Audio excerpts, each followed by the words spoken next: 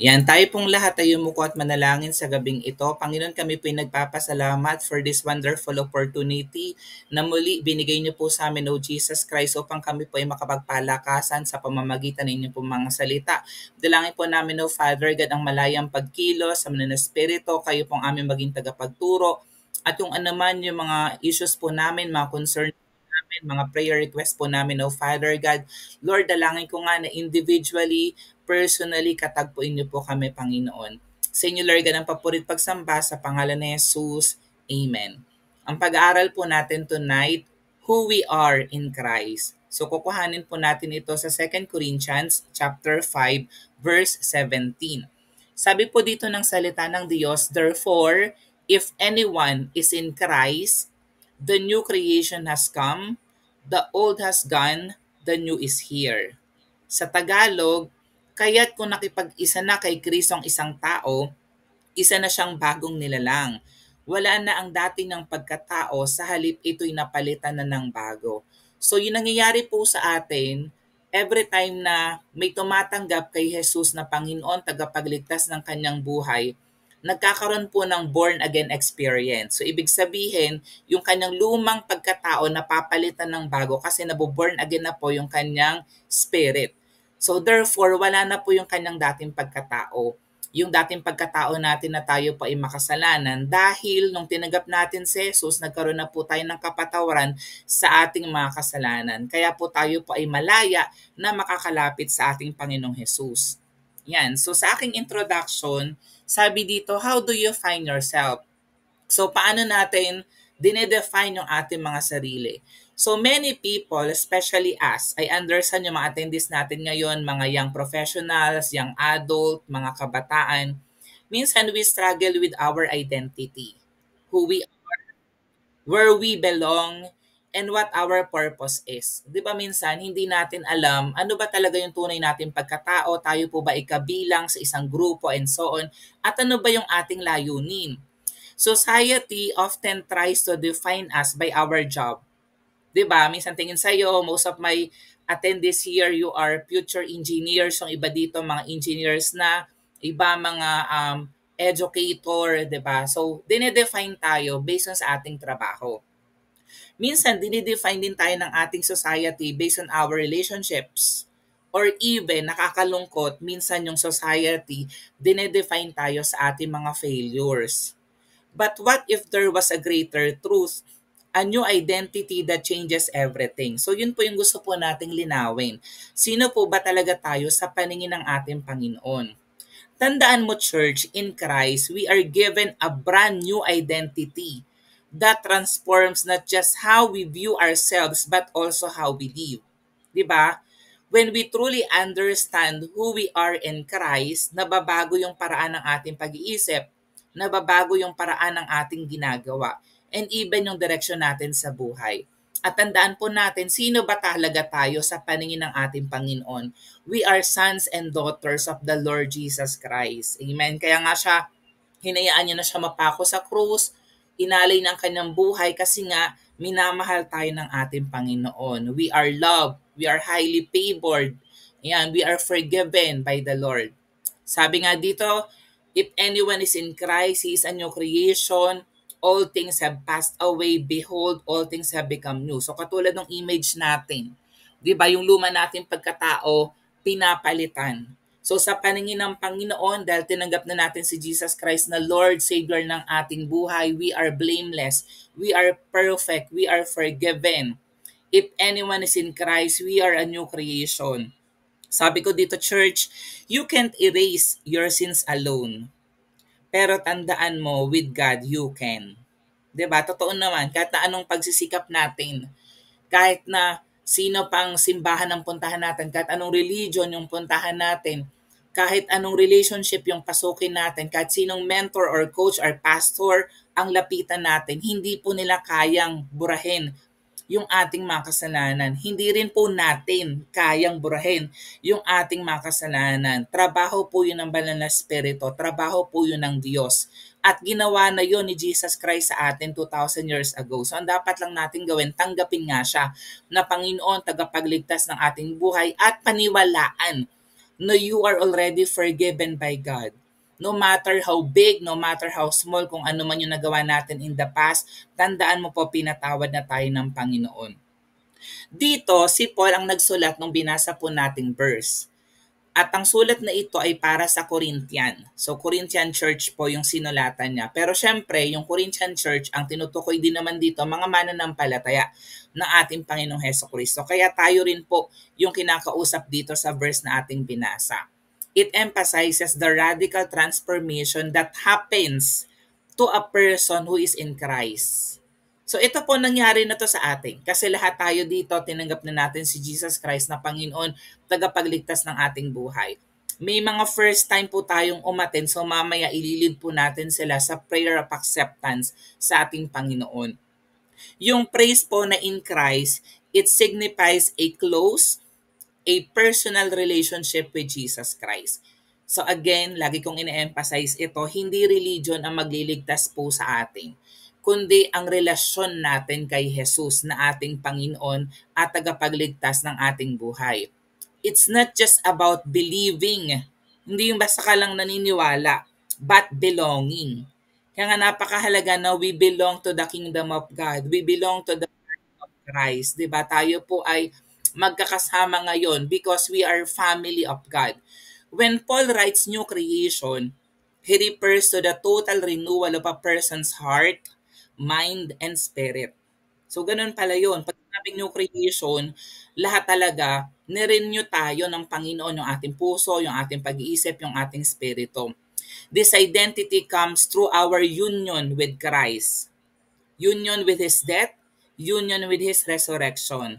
The old life, yung luma nating pagkatao, that is marked by our sins, by our failures, and our separation from God, has been replaced with a new identity. Pinalitan po yan ng Lord ng bago. Understanding this transformation is basically the key for us to live out of our faith. So again, paano ba natin mapiplease ang Panginoon? Sa pamamagitan ng ating pananampalataya. And that faith na meron po tayo, it's also a gift from the Lord. Regalo din sa bawat isa po sa atin. So tatlong bagay lang ang gusto ko pong ituro sa atin tonight at sana mag-sink in po ito sa atin. Number one, always remember that in Christ we are forgiven and we are set free.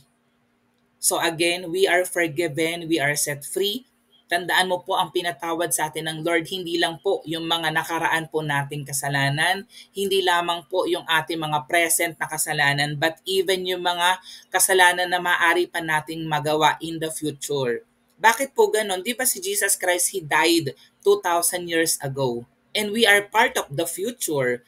'Di ba? So kung pinaniniwalaan mo si Jesus na Panginoon tagapagligtas ng buhay mo, erase na po yung ating kasalanan. We are forgiven. Kaya nga sabi ng Romans 8:1, therefore, there is now no condemnation for those who are in Christ Jesus. Kaya nga wala nang kahatulang parusa sa mga taong nakipag-isa na kay Kristo Jesus. So tayo yan, lahat tayo nakipag-isa na kay Kristo Jesus kaya hindi na po tayo makukondem. Hindi po tayo pupunta ng impyerno, kundi pupunta po tayo sa langit kapiling ng ating Panginoon. When we come to Jesus Christ, we are no longer condemned by our past. Tandaan mo yan. So minsan kasi nahihirapan tayong lumapit sa Panginoon kasi nakukondem tayo sa mga nagawa natin in the past. Tandaan mo that Jesus' sacrifice on the cross secured our freedom from sin and guilt. So lagi kang babalik sa tinapos na gawa ni Jesus Christ. Lahat ng mga kasalanan mo na pagtagumpayan na po yan ni Jesus Christ sa cross of Calvary. Sabi ko dito, many youth and young professionals are weighed down by mistakes. 'Di ba? Minsan, hindi makapagpatuloy dahil sa mga pagkakamaling nagawa. Regrets. 'Di ba? Minsan may mga pinanghihinayangan tayo or minsan napipressure tayo ng society. 'Di ba? Sabi ko dito, but in Christ we are forgiven. Always remember that. We don't have to live in the shame of past decisions. Kasi lahat naman tayo nagkamali in the past. Sabi nga ng salita ng Diyos, no one is righteous, not even one. But instead, we are free to live in the present and move forward in God's grace. So lagi mong i-embrace yung biyaya ng Diyos. Lagi mong alalahanin na pinatawad ka ng Lord. Lagi mong alalahanin na mahal ka ng Panginoon kahit na minsan nagkakamali at nagkakasala po tayo. Lagi mong alalahanin na malaya ka na dahil pinatawad ka na nga ng ating Panginoon. Imagine someone carrying a heavy backpack filled with regrets, failures, and mistakes. Christ lifts that backpack off our shoulders. We are no longer burdened by what we've done or what people say about us. Sana wag po tayong ma-burden sa mga nagawa natin in the past or even yung mga sinasabi sa atin ng ibang tao. We are free to embrace the future without the chains of our past. Sabi nga dito, in Him we have redemption through His blood, the forgiveness of sins in accordance with the riches of God's grace. 'Di ba? So napatawad na po tayo sa ating mga kasalanan. Pangalawa, always remember, aside from you are already forgiven by God, number two, in Christ, we are God's children. Ganda, no? Sabi ng Galatians 3:26, so in Christ Jesus, you are all children of God through faith. Dahil daw sa ating pakikipag-isa kay Kristo Jesus, tayong lahat ay mga anak ng Diyos sa pamamagitan ng pananampalataya. So tayo pala ay magkakapatid sa Panginoon. Lahat tayo ay tagapagmana ng kung anong meron ng ating Panginoon dahil tayo po ay mga anak ng Diyos. Being in Christ means we have been adopted into God's family. So we belong to the family of God. Our identity is now defined by our relationship with God. So we are in a relationship with Jesus Christ. As His children, we are loved. So di ba ganun yung ginagawa ng mga magulang sa kanilang mga anak, minamahal. So ganun din tayo, minamahal tayo ng Diyos. We are cherished and we are provided for. Lahat ng mga pangangailangan po natin, ilapit lang natin sa Panginoon at claim it that the Lord will provide that. Ito man po ay kagalingan sa sakit at karamdaman, ito man po ay physical na provision, financial provisions, knowledge and wisdom, relationships, lahat po yan kaya pong i-provide ng Lord. Many young people seek acceptance. At minsan hinahanap nila yan sa relationships, di ba? Minsan hinahanap nila yung pagtanggap sa mga pakikipagkaibigan or even sa social media na sinasabi nila na accepted sila kapag meron silang 100,000 followers or meron silang 100 comments or 100 likes, diba? But in Christ, we find the ultimate source of our acceptance. Tinanggap po tayo ng Lord, walang kondisyon, walang patakaran, walang limitasyon. We are no longer searching for our place in the world because we have a place in God's family. So part po tayo ng pamilya ng Diyos. Think of someone trying to fit in different groups. Di ba ang hirap ng ganun? May mga tao na ganyan, changing their personality to be like.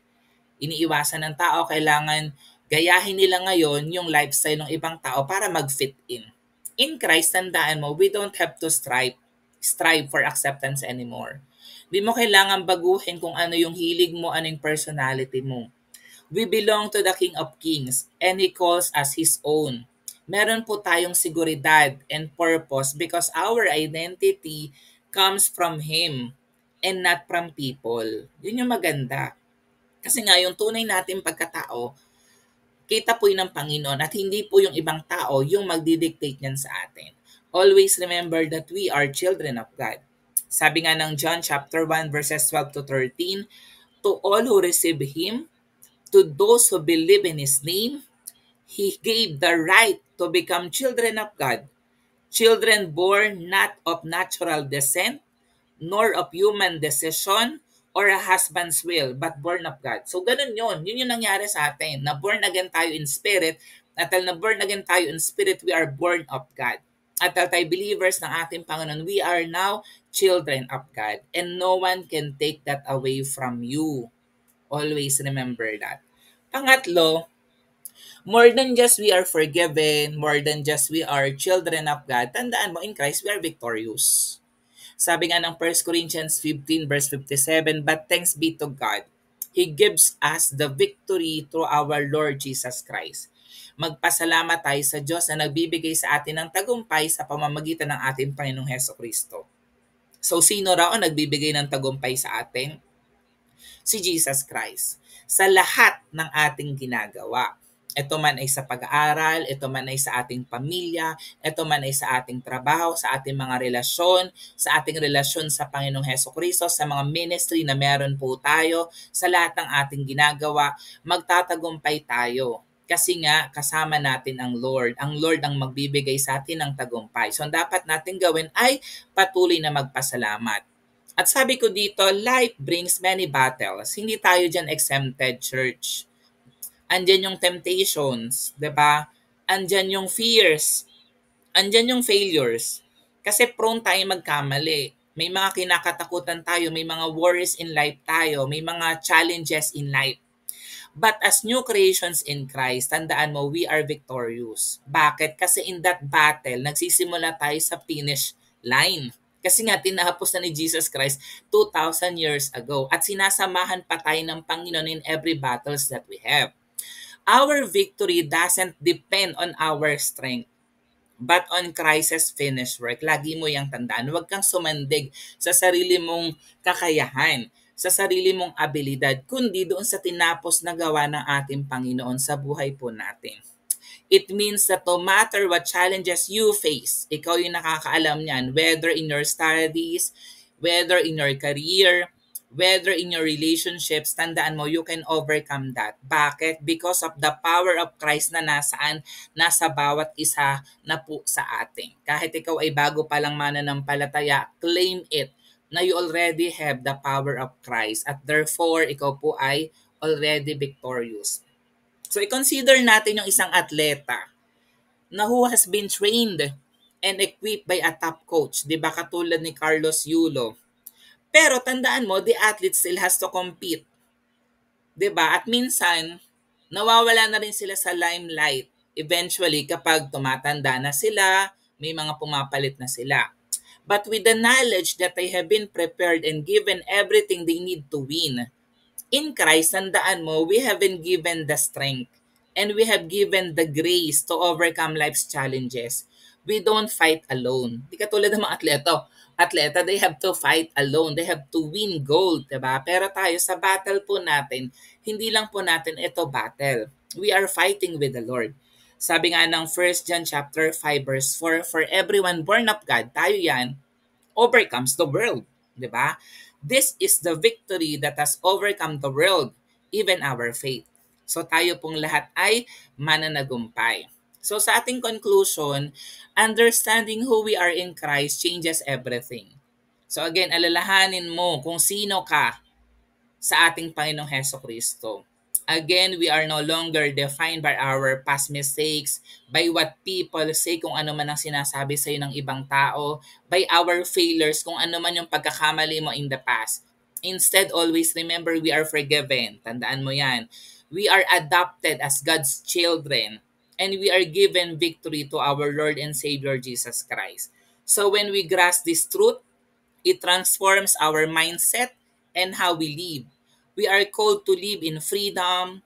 We are called to live in security and victory. Ganun ang gusto ng Lord. Malaya tayo. Gusto ng Lord at peace tayo. Gusto ng Lord na we feel secure. Gusto ng Lord nagtatagumpay tayo sa lahat ng ating ginagawa. Yun po yung layunin ng Lord sa bawat isa po sa atin. So paano po natin ito mai-apply? Number 1, mamaya before ka sana matulog, i-meditate mo yung tunay mong katauhan sa paningin ng Lord. Basahin mo uli yung 2 Corinthians 5:17 that we're already new creation, wala nang condemnation, the old has gone, the new has come. At hayaan mo mag-sink in yan sa'yo that you are already a new creation in Christ. Alright? Pangalawa, let go of the past. Minsan kasi buong bansa, buong daigdig naka-move on na ikaw na lang yung hindi nakaka-move on. If you're holding on to guilt or shame from the past, give it to God in prayer. And believe na pinatawad ka na ng Lord. Trust in His forgiveness. Magtiwala ka sa Panginoon at hayaan mong i-renew ng Lord yung ating puso. Sabi nga ng Lord sa Ezekiel, I will give you a new heart and a new spirit. At ginawa ni ng Lord sa atin nung tinanggap natin siya na Panginoon, tagapagligtas ng ating buhay. Pangatlo, walk in confidence. So start living with the assurance that you are God's child and victorious in Christ. Whether sa ating mga trabaho, sa ating pag-aaral, sa ating relationship, i-carry po natin yung identity na meron tayo in Christ. Tayo pong manalangin. Yan sa ating challenge. I challenge each of you to share this truth with someone na nag-i-struggle sa kanilang identity and self-worth. Let them know who they can be in Christ. So as you live in freedom, love, and victory that comes from your new identity, we can inspire others to seek the same transformation na tinanggap natin sa Panginoon. Panginoon, salamat, O God, na we are already a new creation in Christ. Alam namin, Lord, that we're already forgiven, that we are sons and daughters of God, that we are already victorious, Panginoon. Dalangin namin, Lord God, na hindi lang namin ito napakinggan, kundi magkaroon ito ng buhay sa bawat isa po sa amin. Patuloy naming tayuan ang tunay naming identity in Christ, who we are in Christ Jesus. And Lord, I pray na habang ito po ay ang nagmamanifest sa bawat isa po sa amin, gawin nyo rin po kaming conduit of your grace, conduit of your blessing to other people as well. Na sila man din po, Panginoon, malaman nila ang tunay nilang katayuan sa aming Panginoong Heso Kristo. Kaya Lord, salamat sa gabing ito, sa inyo pong papurit pagsamba sa pangalan ni Jesus. Amen.